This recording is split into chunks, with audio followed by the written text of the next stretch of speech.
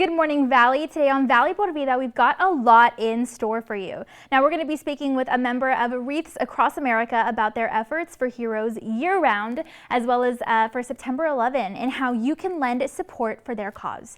Now, we've also got info on a special parents' guide to helping teenagers navigate through social media platforms in a safe and private way. Plus, we'll learn all about a study that polled parents about their thoughts on how the pandemic has affected children's mental health and how we can help.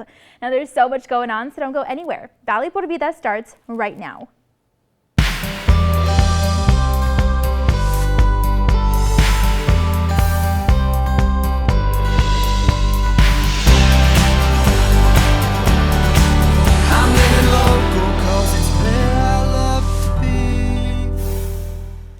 All right, well, thanks again for joining us this morning. I'm your host, Danielle Banda.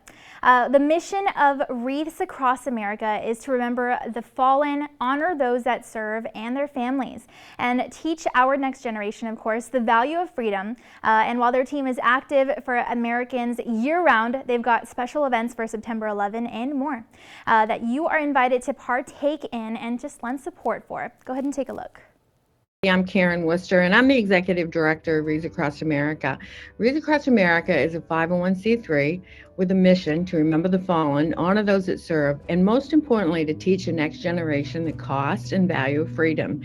And Wreaths Across America is most known for the work that we do during the holiday season, where we place wreaths on veterans' graves at more than we'll probably do about 2,700 locations this year, all over the country and overseas.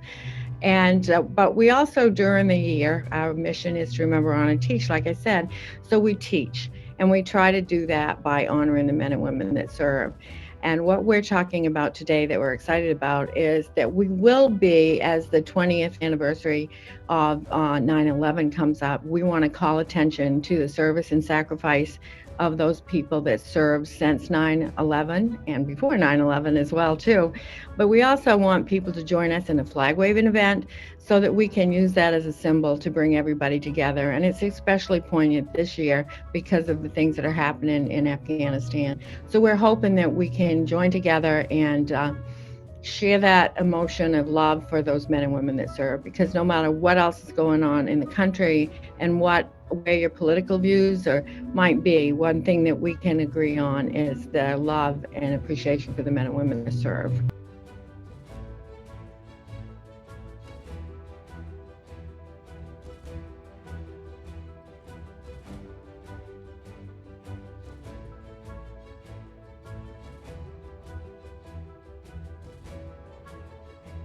So the event that we're having is actually going to be on September the 7th. And the reason we're doing that is because of a wonderful story of the Freeport flag ladies from Freeport, Maine. And on the actual day of 9/11, as all of us were listening to the radio and watching TV and felt so helpless, they were moved to try to do something. And all they could think of was to take the American flag. They went to a busy street in Freeport, Maine. And at first they just stood there. I can't get through this without being emotional still. They just stood there and held the flag. But as people went by, they started blowing the horn.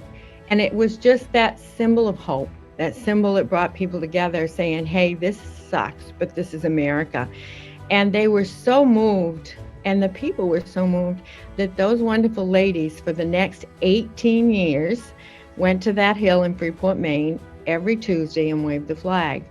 So it's no small feat up here in Maine, because it gets real cold in the wintertime, but they did it. And then when they retired 2 years ago, Wreaths Across America took up the charge. And so every Tuesday since then, we've waved the flag to remember the work of the Freeport flag ladies, but also to remember the events and the people and the emotion of 9/11. And we really want people to do is remember how we all felt on 9/12. And that was that we were so united as a country, and we were united in about caring about this country and the preservation of this country, but also about the men and women that serve and their families.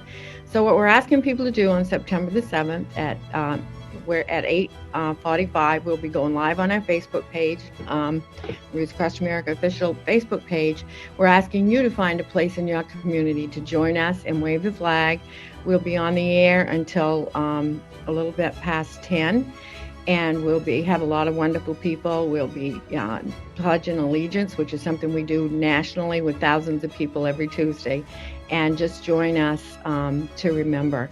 And all the information can be found at wreathsacrossamerica.org, including how you can help support our wreath-laying efforts and all of the other teaching missions that we have.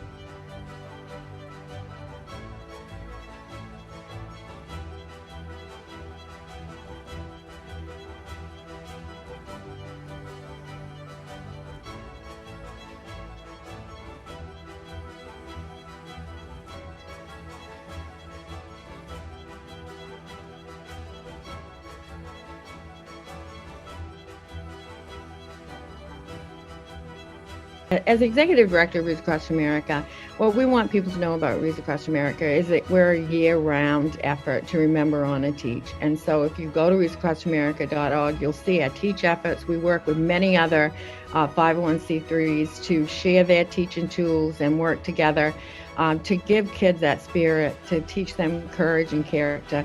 So please join us in our wreath-laying efforts, but also in these important community things that happen year-round, and all of that can be found on wreathsacrossamerica.org.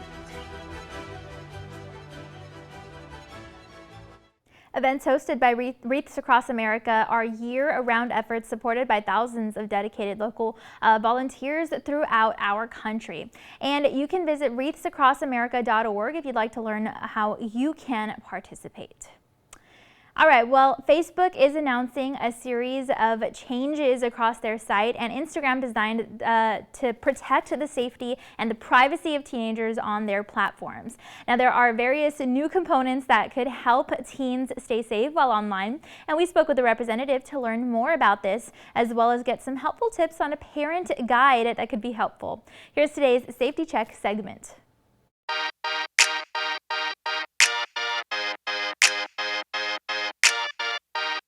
Hi everyone, I'm Vaishnavi. I'm the head of safety and well-being at Instagram, and we recently announced a number of new measures to keep young people safe and private on our platforms. The first thing that we announced is that if you are a teenager under the age of 16, we'll be defaulting you into a private account when you sign up to Instagram. Now, if you're an existing teen, we'll remind you of your privacy settings and tell you about the benefits of having a private account.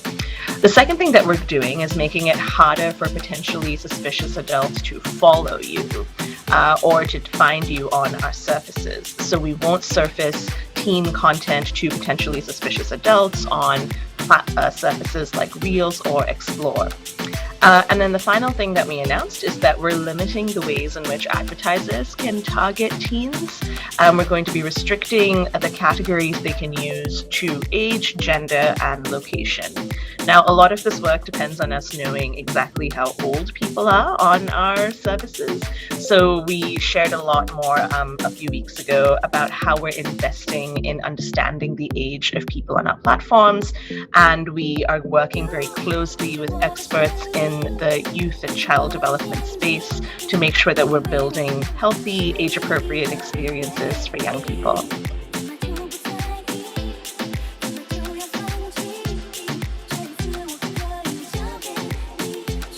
Having open conversations between parents and children is so important.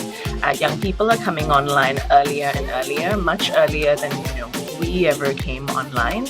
And so it's really important to have an open conversation about why they're online and what benefits they're getting from it.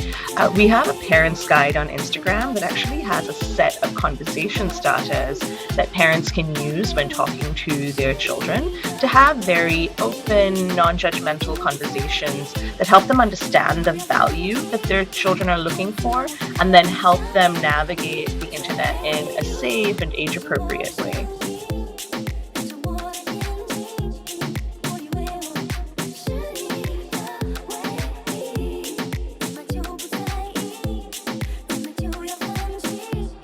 Absolutely. I mean, the internet and social media can be really rich places to form connections, build deep friendships, meet people with similar interests to you, raise awareness about important causes. We've seen so many incredible teen activists come up over the last few years and really get a global following because of social media. So it can be an enormously valuable tool, and I think it's great. I think it's important for parents to recognize that. A lot of parents are also on social media, of course, and recognize that your teen is also looking for the same benefits that you probably find when you're using social media.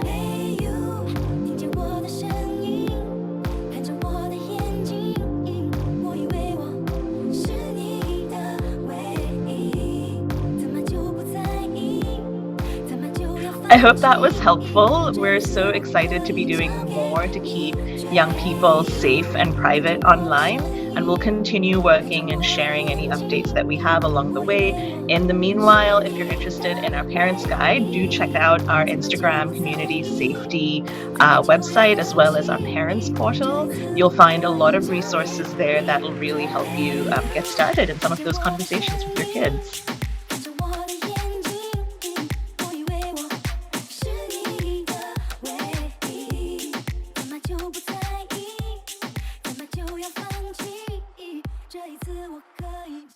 Again, some of their new components include making sure teens have private social media accounts and limiting the options that advertisers have to reach young people with ads across various platforms. Now, you can feel free to visit the website on your screen if you'd like to navigate through their Parents Guide, where parents can get further info and tips on helping your teens navigate social media in a safe manner. All right, well, it's time now to take a commercial break, and then we've got to look at your local weather updates. But be sure to stay tuned, because Valley Por Vida will be back, and we'll have info on a study done to find out just what parents think about how the pandemic has related to their child's mental health. We'll have tips on how you can help your kids cope, plus more coming up.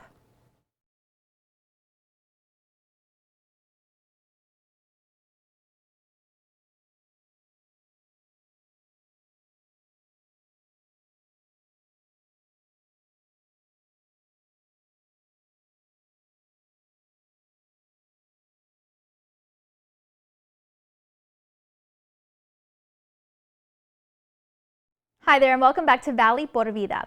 All right, well, Ann and Robert H. Lurie Children's Hospital recently polled 1,000 parents across the United States, focusing on how they contextualize the impact of the pandemic on their child's mental health, what choices they regret making, and of course, what they've done to constructively address challenges. What they found is interesting, and we can learn all about just how bright our young children are, as well as different ways that we can help them keep their mental health intact still today. So here's today's Health Check segment for more.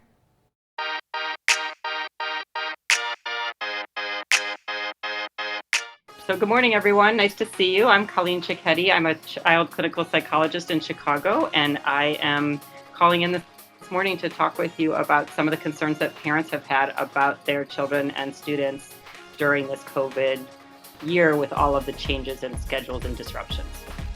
I think the number one thing is that the survey that we're referring to today was parents being asked what their concerns were for their students and their children from ages of 2 all the way to 18. So I think that's a broad age group. There's definitely differences, but overall, over 70% of parents said that they were concerned this past year. And some other data that we have locally says that about 50% have gone to talk to somebody at their pediatrician's office, their primary care doc, reached out to ask for some advice because they're just concerned. So I think that the number one question was, are you concerned about your child, and have you spoken to your primary care physician? And the answer was over 70% said they were concerned. When you look at what people were mostly concerned about, it really came down to a couple of key factors. The first one was social isolation. Just understanding, I think parents understand, maybe even more than teachers, how important that social relationship is for kids with their friends. And so when they were asked to rank the things they were most concerned about, it was that social isolation that came up number one. They were also concerned about sort of their lack of activities, the things that they used to do. So we're seeing kids not being as physically active. We're seeing kids not as engaged in social, structured social activities like sports or theater or other arts where kids can kind of express themselves. So they're concerned about that. And then your last question was, they are saying that while they feel like the pandemic has been difficult for them, they are more concerned about the long-term impact of their kids. Many parents raised the concern that they feel like this pandemic has been hard on adults, but they worry that it's also been really hard on their children. And in particular, what they stated is their fear that it might be more long-lasting on kids. And I think the fact is that's a valid concern.